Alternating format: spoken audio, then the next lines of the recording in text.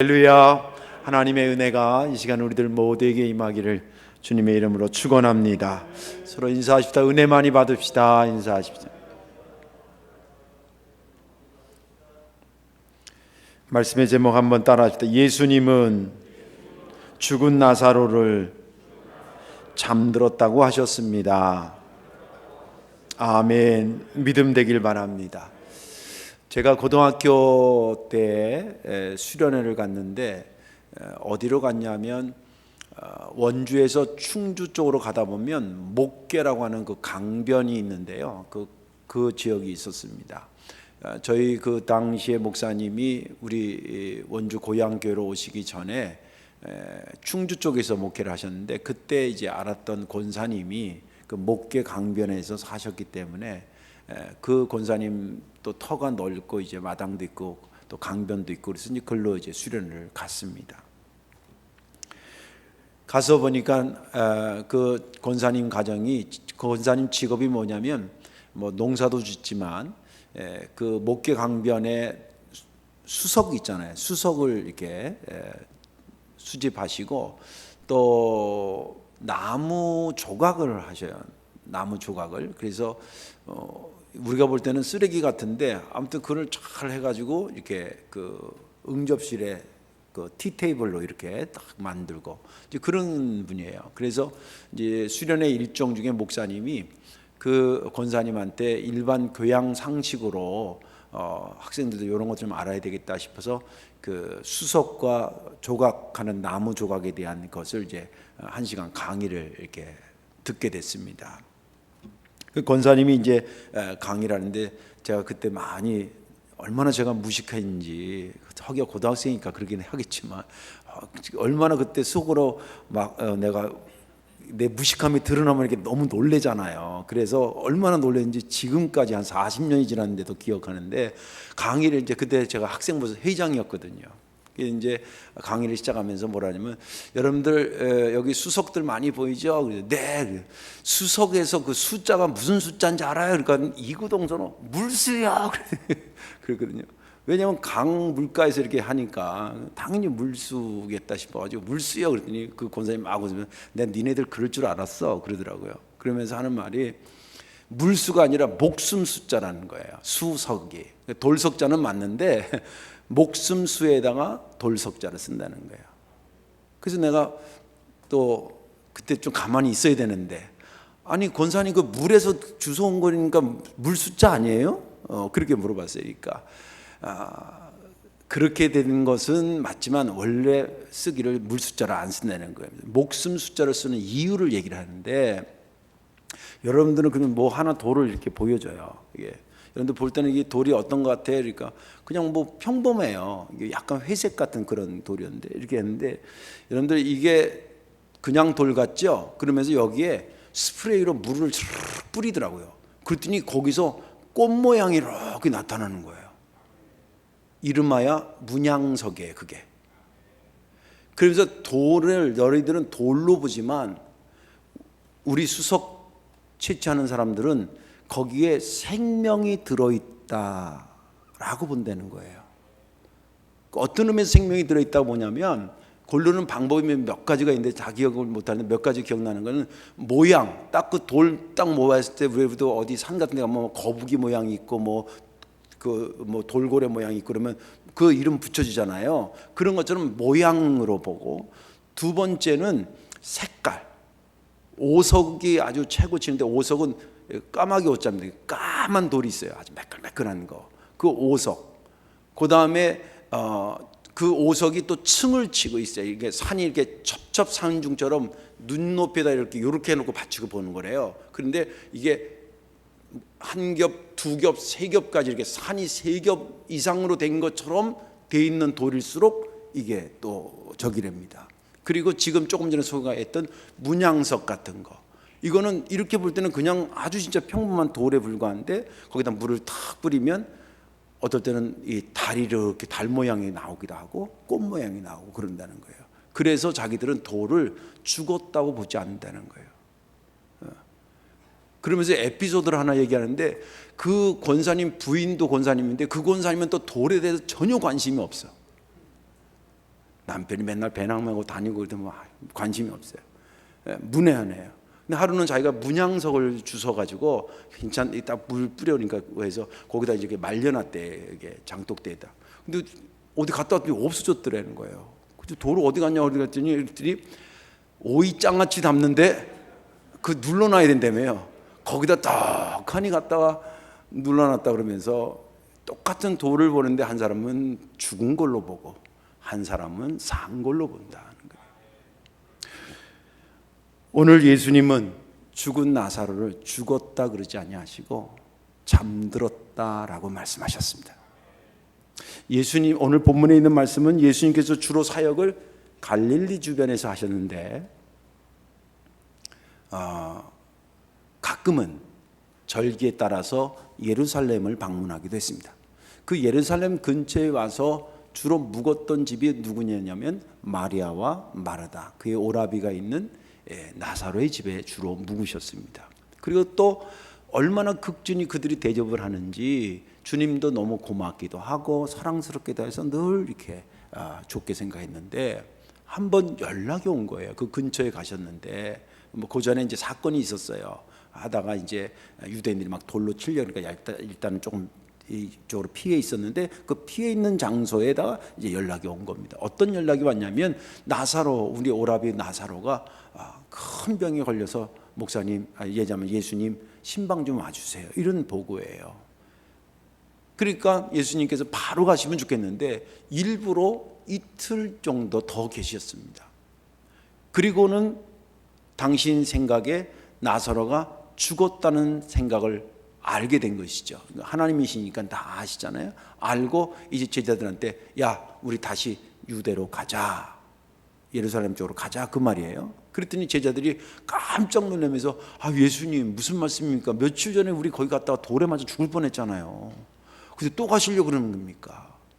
그렇게 이제 말립니다. 그랬더니 예수님께서 야, 낮이 12시간 아니냐, 낮에 빛을 쫙 비치는 그 빛을 따라가면 넘어지지 않아. 넘어지는 거는 너희들 속에 심령의 상태가 밤이 돼서 너희들 마음에 빛이 사라졌을 때 넘어지는 거야. 그러니 이제 가자. 그러면서 사실 내 친구 나사로가 잠들어서 그러나 내가 깨우러 가려고 그러는 거야. 그렇게 얘기를 합니다. 그러니까 제자들이 잠들었다고 하니까 이제 그렇게만 듣는 거죠. 영적으로 못 듣고. 잠들었으면 왜 우리가 피곤하면 아프거나 감기 기운에서 푹 자고 나면 좀 좋아지잖아요. 그러니까 자고 일어나면 다 낫지 않겠습니까? 그러니 굳이 가셔서 뭐 깨우실 필요가 있겠습니까? 가지 마시죠. 위험도 하고 그러는데. 그러니까 예수님께서 뭐라 그러시냐면 사실은 나사로가 죽은 거야. 그러나 내가 거기 그때 일부러 안 간 것이 나는 잘 됐다고 생각해. 왜냐하면 너희들에게 믿는 기회를 제공할 수 있어 그런 거야. 그러면서 가자고 독려하십니다. 그때 이제 도마가 뭣도 모르고 우리도 예수님처럼 예수님과 함께 죽으러 가자 뭐 이런 얘기를 해요. 영혼 없는 소리라고 얘기하죠. 아무튼 그런 소리를 하면서 오늘 본문은 끝납니다. 저는 지난 주간에 이 본문을 보면서 11절이 은혜가 됐습니다. 우리 친구 나사로가 잠들었도다. 그러나 내가 깨우러 가노라. 이 말씀이 은혜가 됐던 것은 주님이 분명히 나사로가 죽은 줄 알았는데 죽었다고 말하지 않고 왜 잠들었다고 얘기해요. 이거 살아있다는 얘기잖아요. 왜 죽은 자를 분명히 아셨는데도 죽었다고 말하지 않고 살았다고 말을 했냐는 거예요. 이것을 깊이 묵상하니까 저에게 큰 은혜가 됐습니다. 오늘 말씀에 저와 여러분들 은혜 받으시고 예수님처럼 그런 복된 영적인 시각을 갖기를 주님의 이름으로 축원합니다. 예수님은 왜 죽은 자를 죽었다고 하지 않고 산 자라고 말씀하셨을까? 그 첫째 이유는 예수님 자신이 생명 부어주실 것을 전제하셨기 때문입니다. 예수님 자신이 그에게 생명 부어주실 것을 전제하셨기 때문에 죽은 자를 산 자라고 말씀하셨다는 거예요. 조금 전에도 읽었지만 11절에 보면 이 말씀을 하신 후에 또 이르시되 우리 친구 나사로가 잠들었도다. 그러나 내가 깨우러 가노라. 이 11절에서 우리가 유심히 봐야 될 것은 그러나, 그리고 내가, 그리고 깨우러 간다는 것입니다. 예수님이 아까도 말씀드린 것처럼 나사로가 죽은 것을 알았어요. 그럼 죽었다 그래야 되는데 죽었다는 얘기를 안 하고 잠들었다 그렇게 얘기를 하셨습니다. 이것은 죽은 그 슬픔을 시적으로 언어적으로 좀 부드럽게 표현해서 위안을 주기 위해서 한 말이 아니었습니다. 고대 시라든지 또 우리나라도 장례할 때 죽었다 그러면 왠지 더 슬프니까 말이라도 고이 잠드소서 뭐 이런 얘기 하잖아요. 근데 그런 차원에서 잠들었다 말한 게 아니라는 거예요. 언어로 그냥 위로해 주려고 하는 말이 아니었다는 거예요. 예수님께서 그렇게 말씀하신 것은 실제 그 죽은 나사로에게 생명을 부어 넣으실 것을 전제하고 그렇게 말씀하셨다는 겁니다. 그래서 왜 그렇게 해석하냐면 아까 말한 그러나 내가 깨우러 간다는 이 세 단어 안에 그 의미가 함축되어 있기 때문에 그렇습니다. 그러나라고 하는 것은 접속사인 줄 아시죠? 앞의 내용을 완전히 뒤바꿀 때 쓰는 말입니다. 지금 앞에 잠들었다는 표현을 했지만 실제는 뭐예요? 죽은 겁니다. 그러나 그치, 이게 일반적인 주무시는 자는 거라면 굳이 가서 깨우러 갈 필요 없는 거예요. 그러나 이 실제는 죽었기 때문에 이것을 그러나 산 것으로 바꿔가기 위한 거라는 거예요. 그래서 그러나라는 말을 쓰신 겁니다. 근데 문제는 누가 그를 깨우냐는 거예요. 일반적으로 잠든 거면 뭐 어머니가 깨워도 되고 누이가 깨워도 되고 동생이 깨워도 되지만 이 의미는 지금 이미 죽었다는 거 아닙니까? 육체적으로 죽은 그를 누가 깨워 살릴 수 있겠냐는 거예요. 이거는 생명 부여받은 우리는 도저히 가능할 수 없습니다. 왜냐하면 나도 생명을 부여받은 거기 때문에 제1원인자가 아니에요. 생명을 주기도 하고 생명을 거두기도 하는 분이 다시 주기도 할 수 있는 거예요. 믿음 되시기 바랍니다. 예. 여러분들 제1원인자라는 게 뭐냐면 지금 여러분들 앉아있는 의자 있잖아요. 의자. 이 의자는 제1원인자가 아니에요. 얘가 자랐던 숲이 있었을 거 아니에요. 그죠? 그거가 제1원인자예요. 숲의 나무를 갖다가 켜서 말리고 건조시키고 또 만들어서 못질해가지고 지금 의자를 만든 거예요. 의자 자체로 이 세상에 태어난 게 아니라 나무로 태어났는데, 그리고 또 최고의 원인자는 뭐냐면 그 나무를 나무 되게 하신 창조주 하나님이신 거예요. 생명은 내가 받았으나 내 것이 아니에요. 그렇기 때문에 나도 내 생명을 내가 지킬 수 있을 것 같아 그렇지 않아요. 주님이 주셨고 그 생명을 주님께서 주기도 하고 가져가기도 하고 다시 주기도 하시는 거예요. 이건 아무나 그를 깨울 수가 없었던 겁니다. 그런데 그 순간에 주님께서 뭐라 그러냐면 내가 그를 깨우러 간다라고 말씀하셨다는 거예요. 이거는 예수님께서 당신을 무슨 자랑하고 싶어서 그런 것이 아니라 이 정도 됐을 때에 사람들이 자기를 어떤 믿음의 대상으로 여겨야 되는지 가르쳐줘야 될 타이밍이 됐다고 봤던 것입니다. 여러분들이 아시다시피 요한복음 지금 여기 11장, 12장, 10장은 거의 예수님의 돌아가시기 길게 잡아야 한 달 안의 일입니다. 3년 동안 하시고 이제 한 달 남은 거예요. 말하자면. 그러면 적어도 이제는 예수님이 누군지는 알아야 되겠다. 그래서 특히 요한복음에는요, 예수님에 대한 그 정의가 많이 나와요. 나는 선한 목자다. 기억나시죠? 선한 목자다. 나는 생명의 떡이다.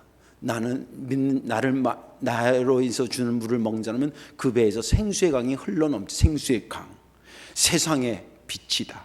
난 참 포도나무다. 포도원 농부다. 나는 부활이요 생명이다. 예수님에 대해서 당신에 대해서 정의를 내려줍니다. 이것은 왜 중요하냐면 그 정의 자체가 절대 정의예요. 상대적 정의가 아닙니다. 챔피언이다 그럴 때는 상대적입니다. 내가 저 사람하고 나하고 싸웠는데 내가 이겼다. 그래서 저 사람보다 내가 잘 이긴 거예요. 이건 상대적 정의입니다. 그러나 창조주다, 세상의 빛이다, 참목자다, 이런 것들은 절대 정의입니다. 누구랑 비교해서 우수하니까 붙여진 이름이 아니라 이 말이에요. 또 이것이 중요한 것은 우리가 믿는 예수님에 대해서 정확히 알 것이 우리들에게 필요한 겁니다.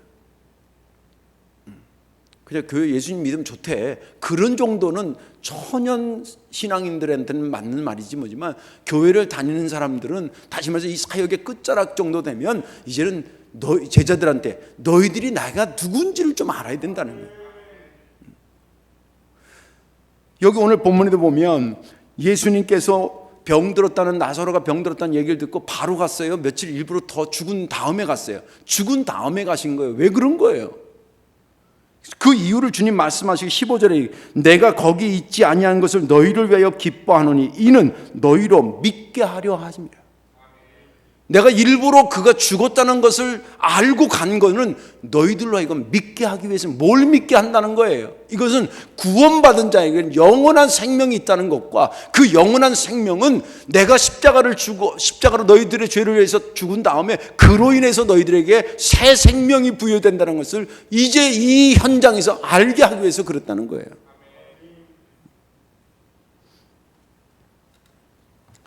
예수님은 온 인류의 죄를 담당해서 거기서 살리기 위해서 오셨기 때문에 죽은 나사로가 더 이상 그분의 눈에는 죽은 나사로가 아닌 거예요. 왜? 당신이 생명을 부어넣어서 다시 살리는 나사로였기 때문에 그가 죽었다고 사람들은 말하지만 그는 예수님의 눈에는 죽은 자가 아니라 잠든 거에 불과한 거예요. 그리고 그를 깨우러 갑니다. 그리고 가서 이제 오늘 읽지 않았습니다만 25절과 26절에 보면 예수께서 이르실 때 나는 부활이요 생명이니 나를 믿는 자는 죽어도 살고 있고 무릇 살아서 나를 믿는 자는 영원히 죽지 아니하라는 말씀을 거기서 하십니다.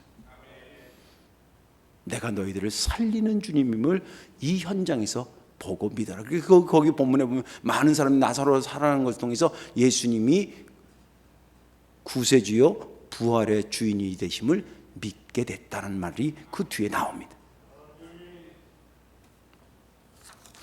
그런데 더 중요한 것은 뭐냐면 지금도 주님은 생명 부어주실 마음으로 저와 우리 교회를 눈동자와 같이 지키시고 보호하고 역사하신다는 겁니다.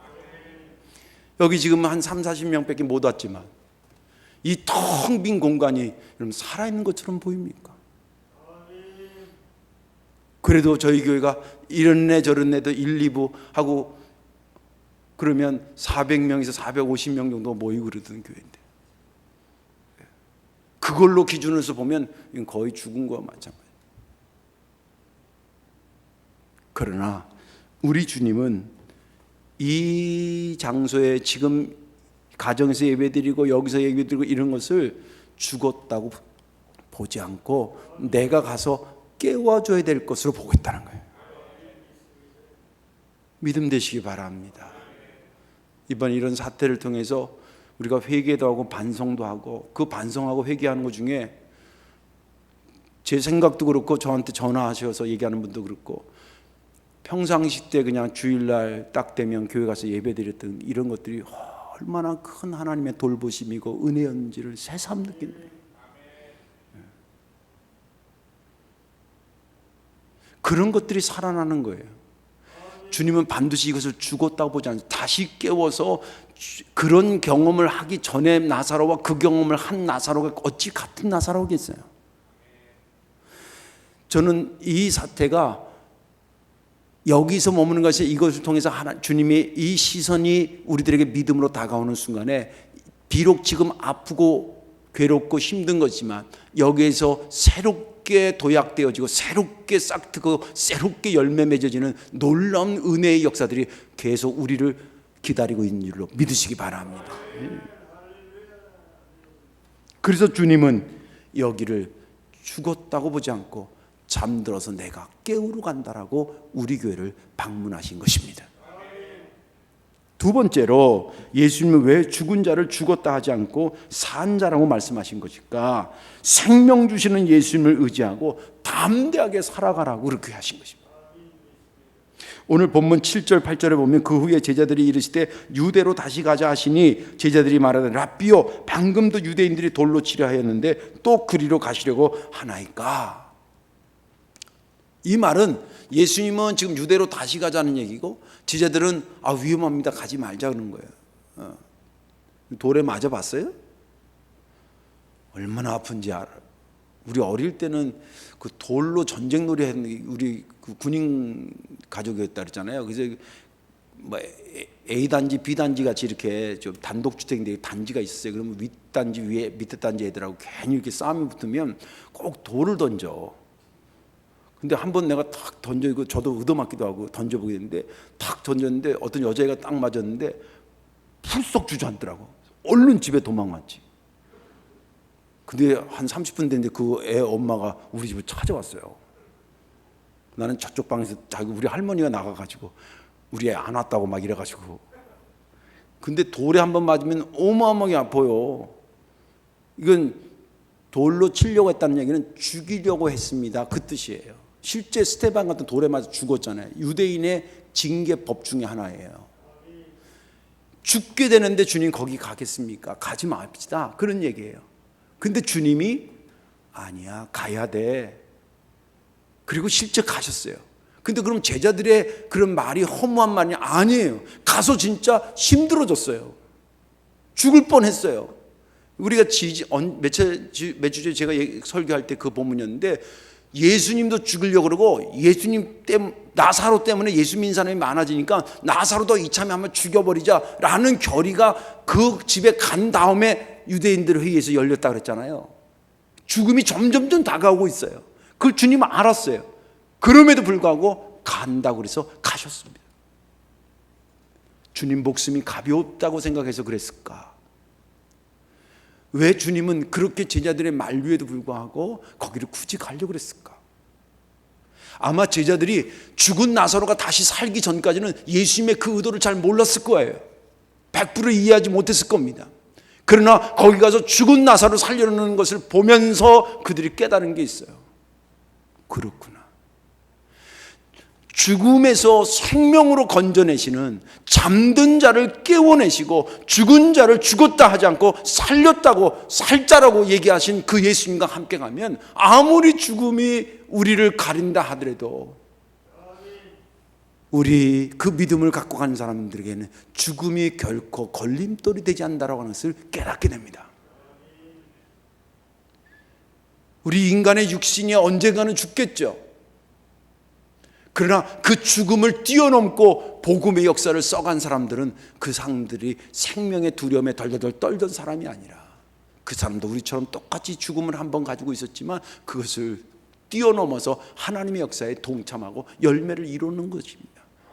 그 사람들이 그런 사람이 되고, 또 가깝게는 지금 여기 12제자와 그리고 난 성령 받아서 120명이 나중에 목숨 걸고 복음을 증거했던 그때 그들이 가졌던 그 신앙의 내용 중에 오늘 이 스토리가 자리 잡고 있지 않겠어요? 제자들이 어디 복음 증거할 때 그때 현수막 걸고 박수 치면서 어서 오라고 그러는 데가 어디 있어요? 그런데도 그들이 기도하면서 갔던 이유는 뭐냐면 이 장면을 떠올렸을 겁니다. 아니야, 가야 돼. 우리가 깨우러 가야 돼. 우리가 깨우러 가지 않으면 그냥 계속 잠들어 있어. 깨우러 가야 돼. 살리러 가야 돼. 그런 것을 너희들이 받아야 되는 거야. 이것을 이름하여 부활의 신앙이라고 그러는 거야. 그 부활의 신앙을 가지고 그들로 하여금 가게 하신 겁니다. 여기 오늘 보면, 그래서 왜 제가 그렇게 해석을 하냐면 9절 10절을 보세요. 예수께서 대답하시되 낮이 12시간이 아니냐, 사람이 낮에 다니면 이 세상의 빛을 봄으로 실족하지 아니하고 밤에 다니면, 잘 보세요, 빛이 그 사람 안에 없는 거로. 잘 보셔야 됩니다. 지금 그 앞에까지는 그냥 일반 태양빛이 비춰서 안 넘어지는가 보다라고 할지 모르지만 주님은 그 태양빛을 말하는 게 아니에요. 밤에 넘어지는 것은 너희들 마음 안에 빛이 없어 그렇다는 거예요. 그 앞에 말도 태양빛을 말하는 거예요. 세상에 빛으로 오신 예수님을 말하는 거예요. 주님 성경에 말하기를 내가 세상에 있는 동안에는 세상의 빛이로다. 당신이 세상의 빛이라고 하는 것을 가슴에 품고 가는 사람에게는 상황이 어렵고 힘들고가 아니라 쉽고 어렵고에 대해서 되냐 안 되냐가 아니라 주님이 세상을 비추는 빛 대신 예수님을 가슴에 품고 가느냐 그것이 없느냐가 그 일을 이루냐 못 이루냐의 차이라는 거예요. 어려우면 못하고 쉬움을 할 수 있을 것 같죠. 얼른 생각에는 그래요. 그러나 죽음에서도 생명으로 가져오시는 그 주님이 있다고 한다면 그 상황이 꼭 죽음과 같아도 여기서 우리가 멈추지 말아야 된다. 나를 비추시는 주님을 따라 가야 된다는 그 열정이 거기서 살아나게 된다는 거예요. 여러분들 초대교회 역사를 잘 아시잖아요. 초대교회가 어마어마한 역사를 만들 때 정치적으로는 로마의 식민지였고 종교적으로는 유대교의 압박이 있었고 경제적으로는 쫓겨나서 먹을 거가 제대로 없었던, 그렇죠. 그리고 시간적으로는 이게 하루 이틀 고난이 아니라 300년 가까이 고난을 받아요. 그리고 기독교의 놀라운 역사가 열매로 이어지게 됩니다. 그들이 그것을 어떻게 극복했다고 생각합니까? 그들이 기질, 열심히 하려고 하는 열정, 천만의 말씀이에요. 열정도 아니고 기질도 아니에요.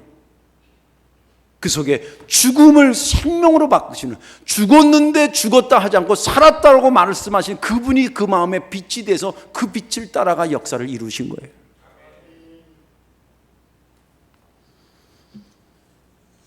주님께서 왜 우리들에게 부활의 신앙을 그렇게 심어주시려고 그랬던 것일까요? 이 땅의 삶이 끝나면 이제 내가 재림할 때 너희들이 부활해서 그 교리를 알려주고 것까지만 알려주기 위해서 부활의 신앙을 심어준 것인가? 아니면 그것을 포함해서 이 땅에 사는 동안에 상황 자체가 죽음 같더라도 내게 주어진 사명 가지고 담대하게 살아가라고, 힘있게 살아가라고, 겁먹지 말고 살아가라고 그런 확신을 주기 위해서 이 부활의 신앙을 심었는지 곰곰이 한번 생각해 보십시오. 저는 후자라고 믿는 사람입니다.